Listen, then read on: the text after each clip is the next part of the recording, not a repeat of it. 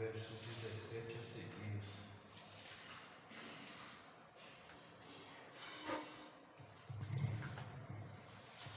Carta de Paulo a Tiago, capítulo 5, verso 17 a seguir.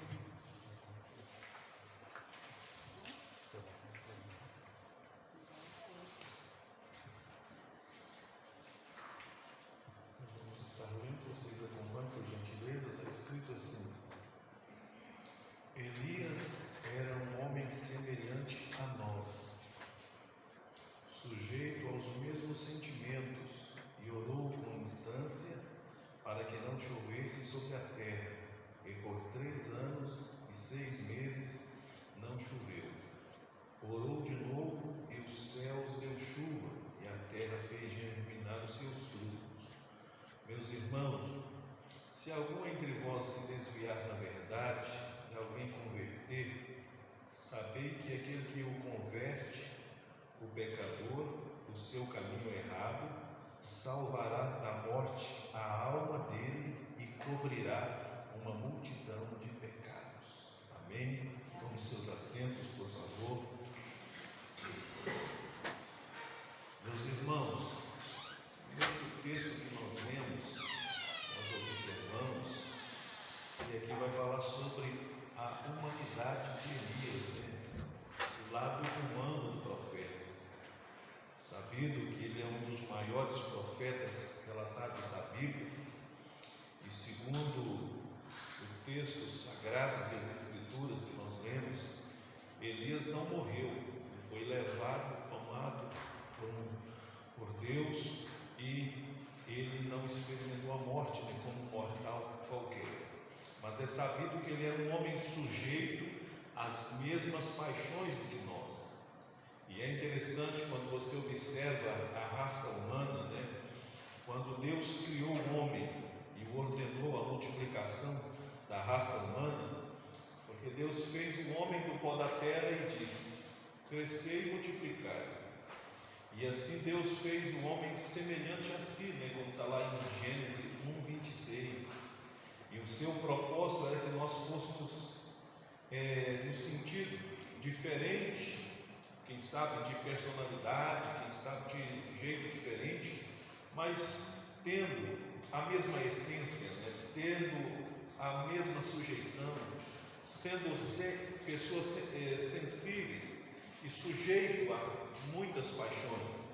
Mas interessante diante disso que nós observamos, diante de alguns desejos que Deus, quando fez o homem, que ele carregava consigo mesmo, e por causa do seu desejo, ele caiu da maneira que caiu, porque ele se atreveu também a querer ser igual a Deus.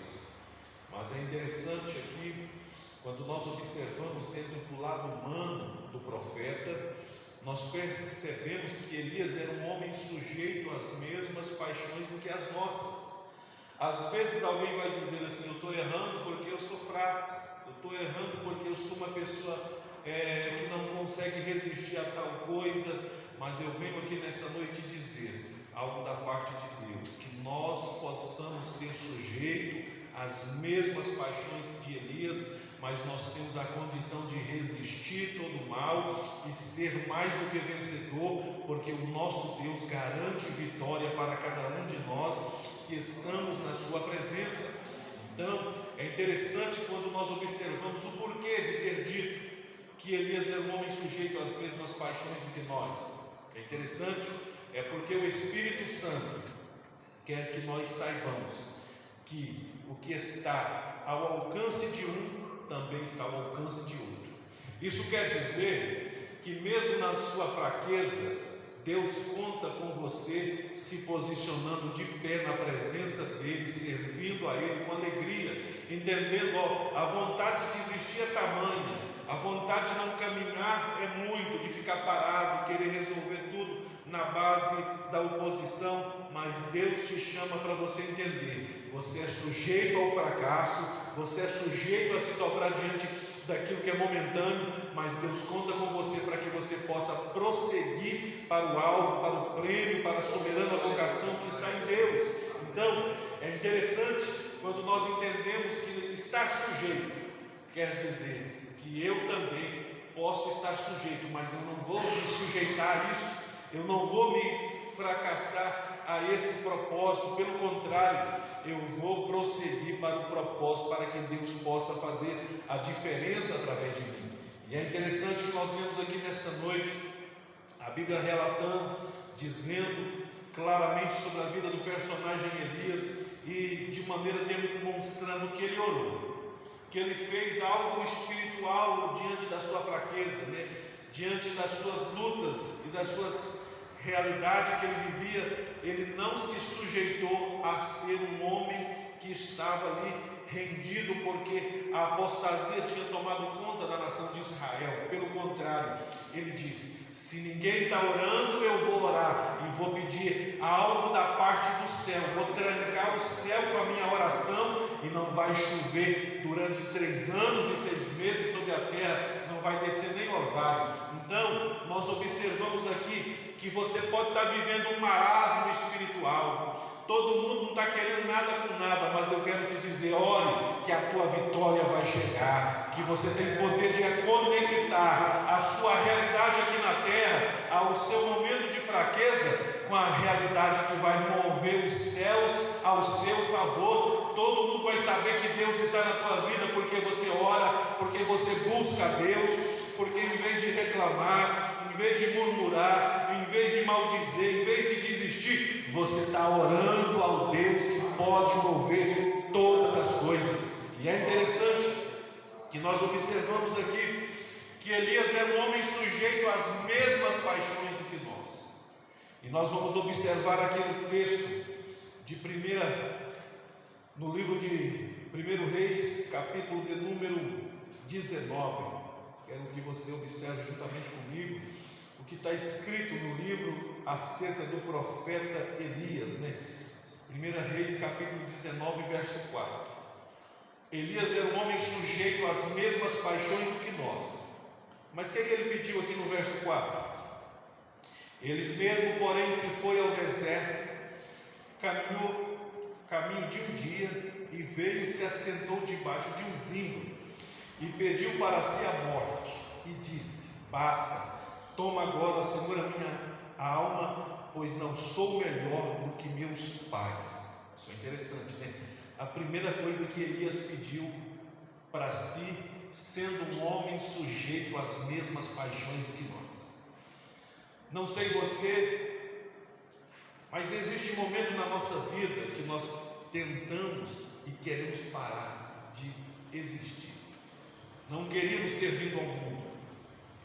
Quem sabe vivendo o que você já viveu, experimentando o que você já experimentou da vida, tendo, quem sabe, algumas benesses que a vida te otorgou, alguns fracassos que a mesma te propiciou, algumas escolhas que você fez, algo que você interagiu com a vida, você resume algo para si dizendo: quero morrer. E Elias já era profeta, tinha orado, como nós lemos aqui na leitura devocional, que não choveu 3 anos e 6 meses, isso quer dizer experiência com Deus.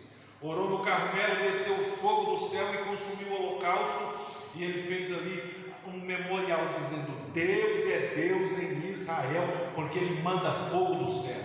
Isso é interessante, mas nós observamos dentro desse inteirinho que Elias chega num determinado momento e ele vai fugindo da profetisa e da rainha chamada Jezabel, que mandou um recado dizendo que ele haveria de morrer como os profetas de Baal. E Elias então vai embora, e ele vai e a caminho de um dia, isso quer dizer que ele estava andando a pé, caminhando um dia, dá para ele andar no mínimo uns 17 quilômetros, e ele deita debaixo de um pé de zimbro e pede a morte para si. Um homem sujeito às mesmas paixões do que nós. Quantos de nós pedimos alguma coisa ruim para a nossa vida, Elias pediu o ponto final de tudo que ele havia de passar. Eu não quero sofrer, eu quero morrer, mas eu venho aqui nesta noite dizer: não é as lutas que vai te fazer você morrer, é a bênção de permanecer em meio aos embates, em meio às reveses, em em meio aos combates, que você vai entender: Deus está te dando vida, e vida com abundância, e nós não podemos desistir daquilo que Deus nos deu. E Elias nos mostra que ele era humano, que ele não queria sofrer. Quem é que quer sofrer? Quem é que quer passar por humilhação? Quem é que quer ser caçado como um animal, como uma pessoa ruim? Mas ele não queria passar por isso. Ele dizia: Deus, para mim morrer é melhor. Mas eu quero te dizer, morrer não é a solução final de problema algum. Pelo contrário, você precisa entender que tudo se resolve em vida. É vivendo na presença de Deus que você vai resolver os seus dilemas, que você vai resolver a sua situação, que você vai melhorar a sua comunhão com Deus, que você vai tratar dos seus problemas diante de um Deus que pode resolver tudo na tua vida. Então é importante você perceber que Elias também, sendo um homem sujeito às mesmas paixões do que nós, ele pediu a morte, ele pediu um ponto final. A gente não quer passar por intempérie, a gente não quer passar por revés, por problema, por luta, por confusão, mas o importante da vida é você entender: eu vou me posicionar, eu vou me colocar debaixo dos pés do Senhor, e eu vou saber viver de maneira que eu vou agradar a Deus. Isso é interessante, porque a Bíblia diz lá em Lucas 19:10: o Filho do Homem veio buscar e salvar o que se havia perdido. Então não há nada que Deus não possa resolver, não há nada que você possa entender. Está perdido, mas Deus tem solução para a tua causa, Deus tem solução para os seus problemas, e você precisa entender que mesmo passando por algumas circunstâncias que é sujeito do homem passar, não importa o nome, não importa o endereço, não importa o CEP, não importa o CPF, o importante é você entender: Deus está comigo diante das lutas que eu estou atravessando. E é importante que, ao saber pedir o final da tua vida, você não deve pedir com muita ignorância e nem querendo resolver um problema, porque quem resolve está lá em cima, e Ele está dizendo: ó, vou te dar condição de você suportar, vou te dar condição de você viver isso, mas você vai me glorificar na prova, no pó, na situação, na enfermidade, na dificuldade. Você vai dizer: Ele tem condição de dizer: o meu Redentor vive. Então nesta noite eu quero te dizer, diante de todos os pedidos que Elias fez, ele fez um pedido errado, porque ele era homem como eu e você. Às vezes você fracassa nos seus problemas, às vezes você fracassa nos seus propósitos, às vezes você fracassa naquilo que você compreende fazer, mas eu quero te dizer, isso é porque você é homem, porque você é humano. Mas quando você entender que o divino, que o soberano, que o Deus Todo-Poderoso, Ele pode intervir e ajustar, e melhorar, e lapidar você, e fazer de você melhor, diante de você mesmo, que às vezes se enxerga como uma pessoa ruim, Ele vai dizer para você: ó, eu vim por causa de ti, eu quero te fazer melhor, eu vou te esforçar, eu vou te ajudar, eu vou te sustentar, eu vou te dar força, e você vai vencer esse deserto que você está atravessando. É interessante que nós encontramos aqui no verso 5 também outro ponto importante, que vai dizer por que Elias era um homem sujeito às mesmas coisas do que nós. Observe o que está escrito aqui no verso 5: deitou-se, dormiu debaixo do zimbro. Eis que um anjo tocou e disse: levanta e come. Quem aqui, quando se encontra num momento de depressão, só quer saber de dormir, só quer saber de ficar ali, ó, jogado para um canto, não quer conversar com ninguém? Porque o ser humano, quando ele dorme, é como se ele tivesse desligado da vida. Ele não consegue conectar com nada. Ele quer apenas deixar com que as coisas que estão acontecendo, que precisam ser resolvidas, passem adiante de si, e ele está lá deitado e dormindo. Mas é importante você observar que tinha um anjo de Deus ali naquele lugar, trazendo, quem sabe, conforto, trazendo, quem sabe, posicionamento para alguém que não queria se posicionar. Isso é importante, porque nós observando que deitou-se e dormiu debaixo do zimbro. Eis que o anjo toca nele. Quando você está dormindo, alguém toca em você, acontece uma coisa: ou você acorda ou você fica irritado com aquela situação, não é verdade? quando você está descansando, quando você está dormindo, às vezes até um som barulhento de alguém ou passando pela rua, ao lado da sua casa, fazendo movimento, pode te deixar estressado.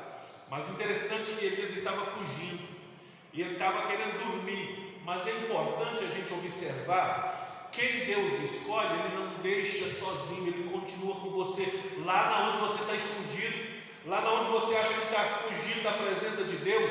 O anjo está dizendo, tocando: levanta, companheiro, levanta, fica de pé. Isso é importante porque vai dizer que Deus estava cuidando dele no momento que ele não estava conseguindo nem se posicionar de pé, nem conseguir ficar em pé diante da situação. Elias conseguia porque ele queria dormir. E aqui nós encontramos um estágio de depressão do profeta, pela qual ele não queria mais saber do ministério profético, dizendo: todo mundo morreu, todo mundo foi embora, todo mundo largou de servir a Deus, só eu fiquei, não aguento isso, quero morrer. Mas é importante você entender que nós não resolvemos tudo, porque quem resolve é Deus. E Deus estava dizendo para o profeta: continua apenas me servindo, fazendo a minha vontade, não fique preocupado se apenas você ficou. Entenda que a sua vida é única e é uma vida que você tem que me adorar, tem que me servir, tem que fazer a minha vontade. E o profeta precisava desse confronto com Deus para que ele pudesse sair daquela inércia, daquele estágio que ele se encontrava dormente. Porque quando nós encontramos algumas características de personagens bíblicos dormindo na Bíblia, quer dizer que eles estavam em negligência, estavam omissos, não queriam enfrentar a situação. Mas o Deus que é o Deus que está presente na vida de quem Ele chamou, Ele estava ali despertando aquele homem para uma nova realidade na sua vida. Perceba bem, eis que nós observamos, o verso 6 vai dizer: e olhou ele e viu junto à cabeceira um pão cozido sob pedras em brasas, uma botija de água. Comeu, bebeu e tornou a dormir. A depressão era tão grande que não havia condição dele se libertar por si só. Há momentos que a gente passa por algumas circunstâncias e a gente quer fugir da gente. A gente não tem vontade nem alegria de encontrar com ninguém. A gente não tem alegria nem sequer de conversar coisas boas, de comer coisas boas. A gente quer fugir de nós. E o profeta se encontrava nesse estado, nessa situação. Ele olhou pela cabeceira. Você já viu quando alguém é acordado na cama, ele olha, vê e ele volta a dormir? E aí eu até mesmo, como aqui, Deus servindo, foi lá e levou um banquete, pão cozido na brasa viva na pedra e água, e deu para o profeta. E o profeta comeu, bebeu, tornou a dormir. O sono era profundo. Você já viu alguém com sono profundo que ele dorme até sentado, dorme até andando, se dá bobeira, Mas aí nós observamos que isso é muito perigoso, porque a gente precisa estar atento. Posição de crente é de pé, é atento na presença de Deus. Deus pode estar falando, Deus pode estar enviando sobrenatural, e você pode estar dizendo: eu não estou nem aí, estou embaraçado nas minhas afazeres. E você precisa se organizar, porque ele estava no ministério profético, ele estava evidenciando alguma coisa. Mas o interessante, nós observamos que ele estava tão ali, preso na sua depressão, que ele tornou a dormir. Isso é algo terrível para a vida de um homem que tinha experiência com Deus, estava tendo contato, cuidado. Ele estava vendo não apenas o versículo dizendo: ao anjo acampa ao redor dos que o temem. O anjo estava ali, servindo o profeta. Isso é importante, porque nós observamos que diante de um relato, diante de uma aparição sobrenatural, ninguém consegue ficar de pé. Nós encontramos pessoas na Bíblia que viram anjos e queriam adorar anjo, e eles: não, eu não sou digno de ser adorado, não, porque eu sou apenas um enviado, eu sou conservo seu. E aí nós observamos que ele tinha tanta intimidade que ele não estava nem aí para aquele anjo. Ele estava ali numa depressão terrível. E nós observamos que o anjo voltou pela segunda vez, tocou nele e falou para ele a seguinte palavra: levanta e come, porque o caminho está sobremodo longo. Isso é importante, Isso quer dizer que Deus não desiste de você. Ele vai enviar nem que seja um anjo para te tocar, para te fazer levantar. Deus tem levantado pessoas, homens, mulheres que são anjos para poder te dizer: levanta dessa situação, meu companheiro, levanta desse lugar que você se encontra, dessa vida inerte, pela qual você não se levanta para nada, você fica aí resiliente nessa situação, mas Deus vem aqui nesta noite nos dizer: Ele tem compromisso contigo e Ele quer te tirar desse lugar, Ele quer te tirar desse sono profundo, dessa situação marasma, embaraçante que você vive. Sabe por quê? Porque Ele está dizendo para você: grande é a caminhada que eu tenho na tua vida. Você está querendo colocar um ponto de morte, eu estou dizendo: ó, continua, porque eu estou te dando vida, livramento, socorro, bênção dos céus haverão de chegar sobre a tua casa, sobre a tua família, sobre o teu ministério. Você não foi chamado para morrer nessa situação desanimado. Eu tenho vida abundante para fazer acontecer na tua vida. E é interessante que nós encontramos aqui o profeta, que desistiu de tudo, foi a caminho de um dia, deitou debaixo do beduzinho, pediu a morte, comeu o pão que o anjo trouxe do céu, e ali naquele lugar voltou a dormir. Mas o anjo diz: oh, não fique aí acomodado, não fique aí parado, não fique nessa situação resignado, não fique nessa situação aí conformado, irmão. Eu quero te dizer nesta noite, às vezes servir a Deus é difícil demais. As pessoas podem dizer: mas eu não dou conta, é assim, assado. Não, eu quero te dizer que até você quer desistir de você, mas Deus me manda te dizer aqui nesta noite: Ele não desistiu de você. Se precisar, Ele vai mandar o anjo e vai tocar, e vai fazer algo acontecer, para você sentir um toque sobrenatural do Deus que você serve. E nós estamos aqui nesta noite observando a vida de uma pessoa humana, de um profeta de Deus, que passou por momentos agruros na sua vida, que era sujeito às mesmas paixões do que eu e você, e conseguiu sobressair e dizer: eu vou continuar, Deus é comigo, Deus vai fazer algo por mim, em mim, e através de você, você vai ver o grande trabalhar de Deus nas nossas vidas. Observa bem, depois que o anjo toca pela segunda vez, ele vai dizer para o profeta, levanta, pois comeu e bebeu, e com a força daquela comida, sabe quantos dias Elias caminhou? 40 dias, de maneira que ele caminhou 40 dias e 40 noites, e chegou na onde? No Horebe, que é o monte de Deus. Deus te trouxe aqui nesta noite para você entender que Ele te levantou para você vir para a casa de Deus. Deus não te levantou para você ficar aí ocioso, sem ter o que fazer, deitado em berço esplêndido, assistindo televisão, vendo Netflix, assistindo, quem sabe, qualquer coisa, ou vendo qualquer coisa, navegando em qualquer site. Deus te trouxe aqui para você sentir a presença dEle no monte, na casa de Deus. E nós estamos aqui nesse lugar, nós estamos aqui onde Deus se faz presente. Horebe é onde Deus aparece, aonde Deus se revela, aonde Moisés apareceu lá diante de Deus na sarça ardente e ela não se consumia. Eu quero te dizer que o monte aqui é a casa de Deus, e nós precisamos ter força. Deus está nos tocando, Deus nos impulsiona na nossa casa, Deus nos impulsiona no nosso trabalho, Deus nos impulsiona nas atividades diárias da vida e diz: vai para minha casa, vai para minha casa, eu vou te dar comida, eu vou te sustentar, eu vou te levantar, você vai comer, você vai beber, você vai ter força e você vai caminhar para a presença de Deus. Então, todas as vezes que nós vimos a este lugar, nós estamos aqui recebendo algo da parte de Deus, no Horebe de Deus, no monte de Deus, para que o nome do Senhor seja glorificado. Perceba bem, ao chegar ali na casa de Deus, no monte de Deus, o Horebe, Deus então fala com Elias, e Elias entra numa caverna. E aí a palavra do Senhor é clara ao dizer para o profeta: o que fazes aqui, Elias? E aí ele respondeu, porque quando alguém pergunta, nem que seja uma voz, você já fica assustado, mas ele já tinha intimidade, ele já tinha ouvido a voz de Deus, então ele ouve a voz de Deus naquele lugar. Deus falando para Elias: o que fazes aqui?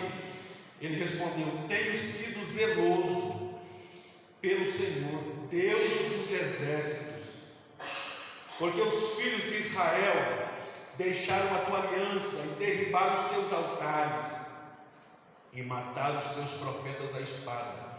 Eu fiquei só, procuram tirar minha vida. E disse Deus: sai, põe-te neste monte perante o Senhor. E aí nós observamos os relatos, né? Eis que passava um grande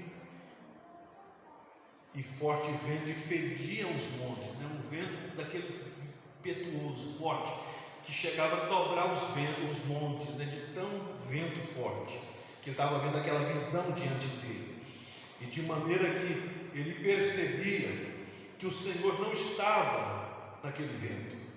Então Deus veio acontecer naquele lugar um terremoto, tremendo tudo, e de maneira que nem quando aquele terremoto passa, Deus não estava naquele terremoto. E depois do terremoto, um fogo se apareceu ali, né? Aquele fogo poderoso, barulhento, veemente. E aí, quando acaba o fogo, ele disse: Deus também não está no fogo. E aí chega um ciclo, né? Suave, uma brisa, uma calmaria grande naquele lugar. Ouvindo Elias o rosto do seu mando, pôs-se à entrada da caverna e disse: o Senhor está nesse lugar. E aí Deus fala com ele. Isso é importante por uma razão. Deus aqui vai quebrar toda a ação de tristeza e de fraqueza do profeta, dizendo: o que você está fazendo aqui, Elias? E ele vai responder de novo: tenho sido zeloso, tenho sido um homem temente ao Senhor, tenho sido um homem que tem combatido, mas eu estou só. E aí a palavra do Senhor vai dizer que eles estão procurando tirar minha vida, e eu corri para cá. E aí nós observamos Deus dizer para o profeta, no verso 15: disse Deus para Elias: vai, volta o teu caminho para o deserto de Damasco. Deus disse: vai pelo teu caminho, porque o caminho que você está não é o meu. Às vezes a gente está querendo pegar um caminho, achando que é o caminho de Deus. Então, se eu estou na direção de Deus, você está não. Você está fora da direção de Deus. Aqui é Deus falando para o profeta: vai, volta pelo teu caminho, e lá eu vou te direcionar o que você tem que fazer. E aí nós observamos dentro desse propósito, Deus usando aqui algumas ações dentro do campo, para poder tratar com o profeta e curar ele daquela depressão. E nós precisamos entender que o nosso caminho que nós queremos decidir, porque em dado momento da nossa vida nós dizemos assim: eu vou fazer isso, porque está tudo dando errado, eu vou tomar essa direção. Eu quero te dizer, não faça nada sem consultar a Deus. Deus é prioridade na tua vida, Deus é prioridade na tua direção. E Ele manda dizer, diante do momento que Elias tinha tomado um traço, tinha tomado uma direção: vai e volta pelo teu caminho, porque esse caminho não é o meu, é o seu, e eu quero que você entre para o meu caminho, porque o meu caminho é que te dá vida e que te leva à verdade santa do nosso Deus. Interessante que nós, por vezes, nós passamos por momentos agudos na nossa vida, e esses momentos fazem com que a gente afaste do Senhor. Por quê? Nós amamos mais o dinheiro, e a falta dele nos deixa triste, a gente fica revoltado, a gente se decepciona porque confiamos em algumas pessoas e elas nos frustram, e a gente muitas das vezes fica desanimado porque não temos carro, não temos cavalo, mas nós temos que ter a certeza, como o salmista, né? Nós confiamos no Senhor, o nosso Deus, e é Ele que é a nossa bandeira, é Ele que é a nossa vitória. Então, nesta noite, eu quero te dizer que você é uma pessoa igual ao profeta. A Bíblia está dizendo: ele não é um homem extraordinário, de maneira que ele é um super-homem, não, ele é um homem como você, mas ele orou e a Bíblia diz que o céu cerrou. E eu quero te dizer nesta noite, coisas mais difíceis é orar e o céu parar de chover, mas você pode orar por essa causa que você está passando, por essa luta que você está vivendo, essa enfermidade que você está sentindo, esse mal que tem chegado na sua vida. Você há de ser conhecedor que se você orar, essa situação vai ser jogada por terra, esse mal vai ser vencido e o nome do Senhor será glorificado, porque a Bíblia diz de maneira muito contundente que o diferencial da vida do profeta é que ele orava. E eu quero te dizer, a nossa vitória não está apenas em nos reunir, ser ungido, ser pessoas que ouvem e não têm prática. Nossa vitória está na ação do poder da oração. A Bíblia diz: está alguém entre vós triste? Cante louvores. Eu quero te dizer que a tristeza vai embora. Está alguém doente? Chame os presbíteros com a unção do óleo, que você vai ver a cura acontecer sobre essa enfermidade. Eu quero te dizer nesta noite que as nossas paixões, as nossas momentâneas alegria, a nossa motivação momentânea haverá de ser totalmente aniquilada, porque a soberana, perfeita vontade de Deus há de permanecer sobre a nossa vida, porque nós vamos vencer as lutas dessa vida com oração. E eu quero te chamar à prática da oração. Se dedique a orar, não permaneça sem orar, não olhe para a vida das pessoas que não oram, não fique olhando para exemplo de pessoas que não oram. Pelo contrário, a Bíblia está dizendo, Elias era um homem sujeito às mesmas paixões do que nós, mas porém ele orou. E eu quero te chamar para uma vida de oração. Crente que tem vida de oração tem poder, ele vence as barreiras, ele vence as lutas, e ele não morre de depressão e frustrado e desanimado. Pelo contrário, ele tem estreito relacionamento com Deus e intimidade com o nosso Senhor. Então nesta noite, entenda que você pode ser diferente, porque você pode praticar uma vida de oração. E a oração, ninguém vai estar vendo você orar, não é algo que para você sair mostrando, andando na praça, dizer eu estou em oração, não. É você até mesmo entrar para o teu quarto, fechar a porta e dizer, eu estou orando em secreto, mas Deus está me vendo, contemplando lá no alto, e as promessas dele na minha vida hão de ser contempladas, hão de ser realizadas em público, para que todos possam ver que você é um crente que ora na presença de Deus. Então eu quero te dizer nessa noite, através da vida do profeta, que muito nos ensina a ter uma vida de oração. Não desista nesse tempo que nós estamos vivendo, tempo de muita luta, de muita dificuldade, de muito desânimo, de qualquer coisinha, as pessoas estarem aí desanimadas, mas nós estamos aqui envolvidos no manto sagrado da oração, e ela vai abrir portas dos céus na nossa vida. A Bíblia diz, Elias orou e o céu trancou. A Bíblia diz, Elias orou e o céu abriu e desceu chuva, e a terra produziu o seu fruto. Eu quero te dizer que o poder da bênção está na oração. Então ore a Deus, e Ele vai falar continuamente com a sua vida, em nome de Jesus. Amém? Deus abençoe a todos.